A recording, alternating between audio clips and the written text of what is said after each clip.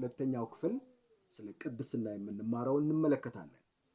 እግዚአብሔርን ለመምሰል በቅድስና መኖር ይጠይቃል ብለን ባለፈው ጊዜ ተነጋግረን ነበር። ቅዱስ የሚለው ሐሳብ በትክክል ካልገባን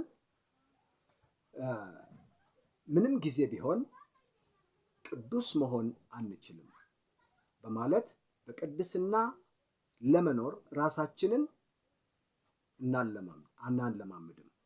ይህ ስህተት ነው።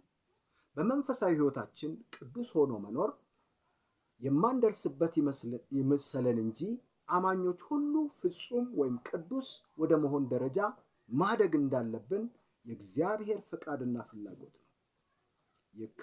ክርስቶስ የሚቻላችሁ ከሆነ ፈቃዳችሁ ከሆነ ብሎ አማራጭ ወይም ምርጫ አልሰጠንም። ምንድነው ያለን?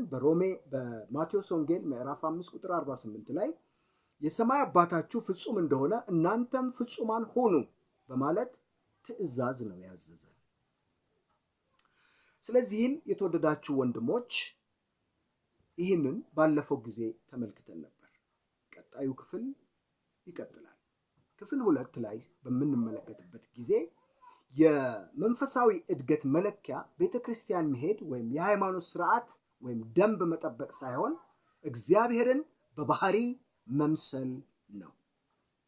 እግዚአብሔር በባህሪው ምን አይነት ጉድፍ ወይም እንከን የሌለበት በጽድቅና ውበት ተወዳዳሪ የሌለው ፍጹምና ቅዱስ የሆነ አምላክ ነው።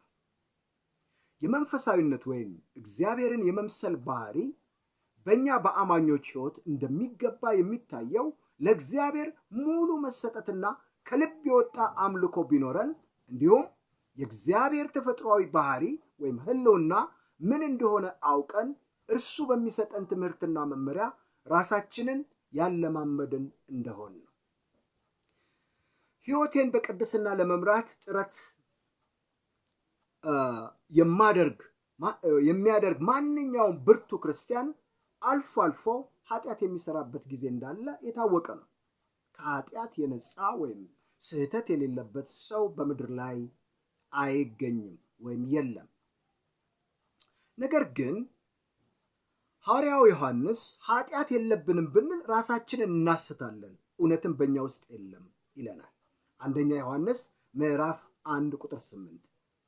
ስለዚህም ኃጢአት ፍጹም ነፃ መሆን የማንችል መሆናችንን ገልጾልናል። ዝቅ ብሎ ደግሞ የእግዚአብሔር ልጅ የሆነ ኃጢአት አይሰራም፣ ሊሰራም አይችልም፣ ምክንያቱም የእግዚአብሔር ባህሪ በውስጡ ስለሚኖር ከእግዚአብሔርም ስለተወለደ ነው ብሎ መልሶ እዛው ክፍል ላይ በአንደኛ ዮሐንስ ምዕራፍ 3 ቁጥር 9 ላይ እግዚአብሔር ቃል ይነግረናል። የተወደዳችሁ ወንድሞች፣ እህቶች እንዲሁም ውድ እንግዶች እንዲሁ ኃጢአታችንን ለእግዚአብሔር ብንናዘዝ እርሱ ታማኝና ጻድቅ ስለሆነ ኃጢአታችንን ሁሉ ይቅር ይልልናል፣ ከበደላችንም ሁሉ ያድነናል ወይም ያነጻናል ይላል አንደኛ ዮሐንስ ምዕራፍ 1 ቁጥር 8 ላይ። ይህን ሲል ሁል ጊዜ ከኃጢአት ፍጹም ነፃ ሆኖ መኖር የሚችል ሰው እንደሌለ መግለጹ ነው። ስለዚህ ኃጢአታችንን ዕለት በዕለት እየተናዘዝን መታጠብ እንደሚገባን ወይም እንደሚያስፈልገን የእግዚአብሔር ቃል ቁልጭ አድርጎ ይነግረናል። እነዚህ ሁለት ሐሳቦች እርስ በርሳቸው የሚጋጩ ይመስላሉ። ይሁን እንጂ ዮሐንስ የተጠቀመበትን ቋንቋ በትክክል ከተረዳነው ሐሳቡ የማይጋጭ መሆኑን እንረዳለን። የእግዚአብሔር ልጅ ኃጢአት አይሰራም ሲል ሁል ጊዜ በተመሳሳይ ኃጢአት ውስጥ አይኖርም ማለቱ እንጂ አልፎ አልፎ ኃጢአት አይሰራም ማለቱ አይደለም። ወይም አይሳሳትም፣ አይወድቅም፣ አማኝ ወይም ክርስቲያን አይወድቅም ማለት አይደለም። ይሁን እንጂ አማኝ ጥረቱና ፍላጎቱ ሁል ጊዜ ፍጹም ኃጢአት ላለመስራት መሆን አለበት። ኃጢአት ቢሰራና ኃጢአቱን ቢናዘዝ ግን ኃጢአቱን ሁሉ ይቅር የሚለው ዮሐንስ በመልእክቱ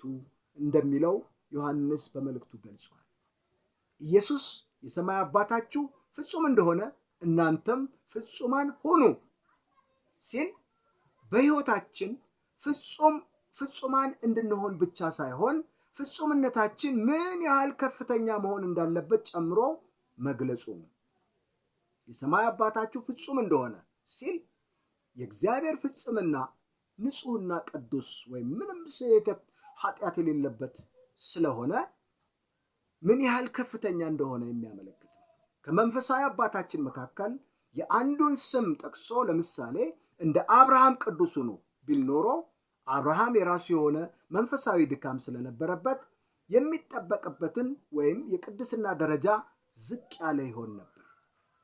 የሰማዩ አባታችሁ ፍጹም እንደሆነ እናንተም ፍጹማን ሁኑ ሲል እምነታችን ከእግዚአብሔር የፍጹምነት ደረጃ ላይ መድረስ እንዳለበት መግለጹ ነው።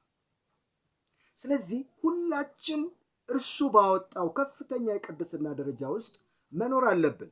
ፍጹምነት ሥጋ የለበሰ ሰው ሊደርስበት የማይችል ቢሆን ኖሮ እግዚአብሔር ምንጊዜም ማድረግ የማንችለውን ነገር አድርጉ ስለማይለን የሰማይ አባታችሁ ፍጹም እንደሆነ እናንተም ፍጹማን ሁኑ በማለት ትእዛዝ አይሰጠንም ነበር። ስለዚህ አማኞች እርሱ ከወሰነው የቅድስና ደረጃ ለመድረስ የማንችል ቢመስለንም በዚህ ዓለም የተወሰነልንን ዘመን ጨርሰን እስከምንሄድበት ጊዜ ድረስ እርሱን ወደ መምሰል ደረጃ እያደግን እንድንመጣ ራሳችንን ማለማመድ አለብን። ክብር ለአምላካችን ለእግዚአብሔር ይሁን። ሻሎም። የዛሬ ሁለተኛ ክፍል እዚህ ላይ አብቅቷል። ሶስተኛው ክፍል በሚቀጥለው ይቀጥላል። ሻሎም።